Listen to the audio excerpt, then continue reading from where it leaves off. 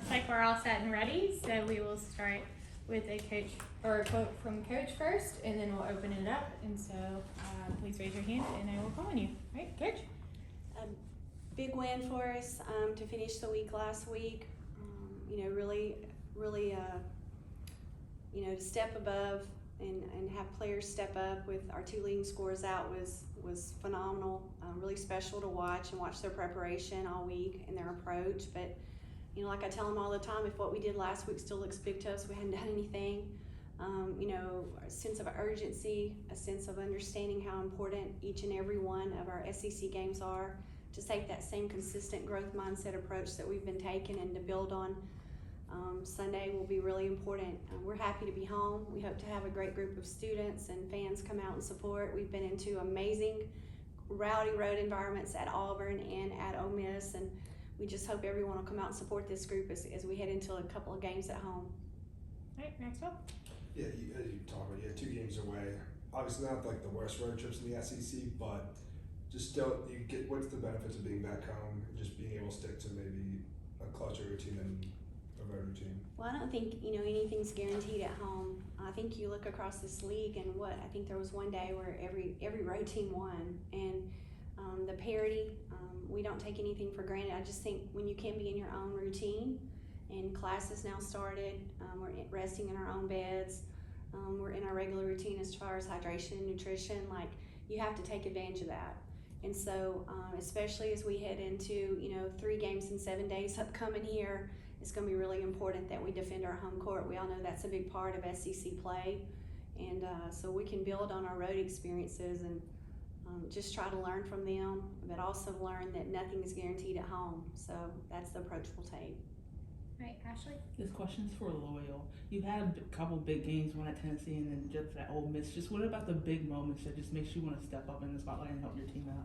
Yeah, just taking advantage of the opportunity. We knew going into Ole Miss game it was going to be tough because of Britt and Meg being out, and we knew all of us just had to step up and just bring a little bit more to the table.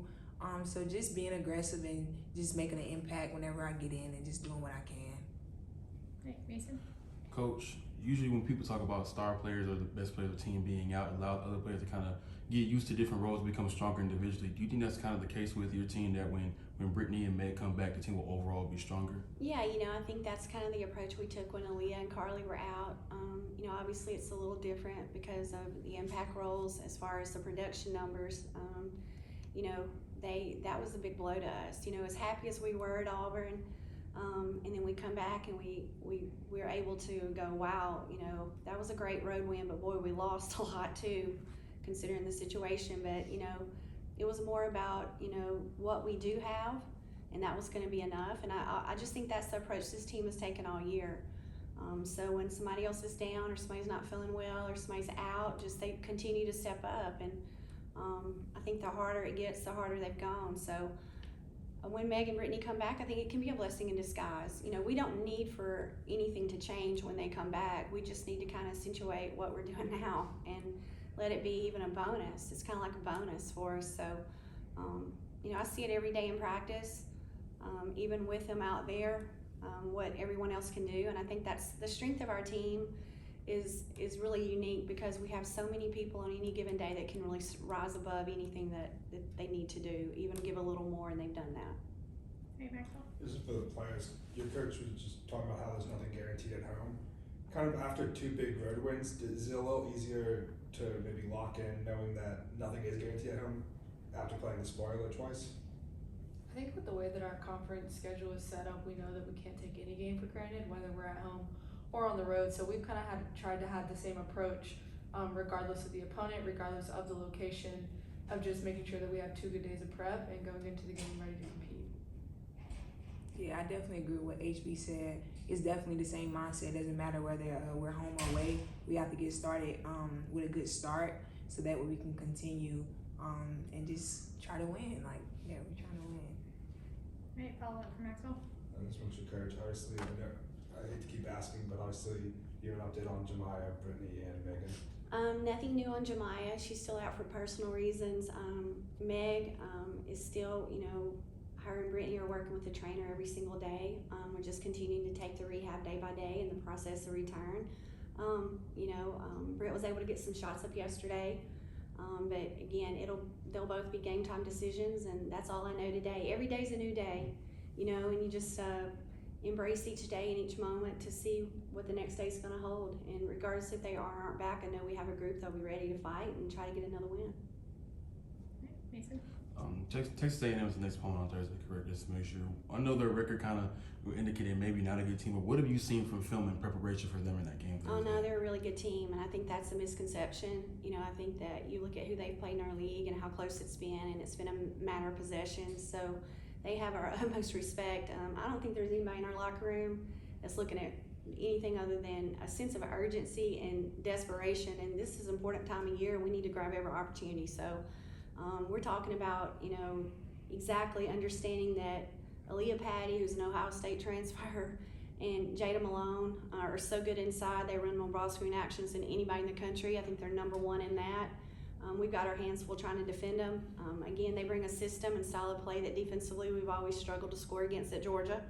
Obviously, the personnel, isn't the same. There's a couple of faces that we're very familiar with. So we got to be able to find ways to score buckets and control the tempo of the game. They're going to try to minimize possessions, and we're going to have our hands full. So I don't think there's anybody that's going to look at their record. I think that's what you guys in the media do, and I really respect it. But at the end of the day, when you throw it up in this league, I think you look last night at Vandy and Arkansas, what just about happened. So we don't need to give them any examples. Our sense of urgency about who Alabama needs to be.